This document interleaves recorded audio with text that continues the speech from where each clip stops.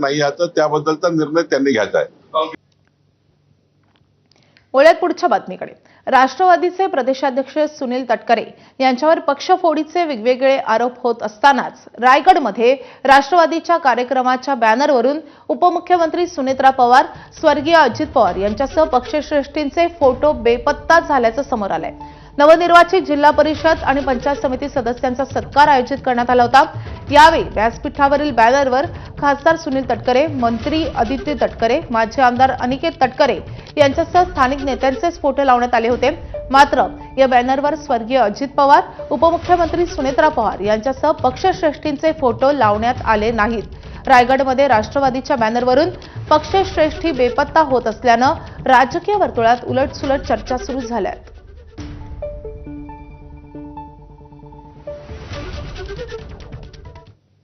बातमी आहे परभणीमधून। परभणीत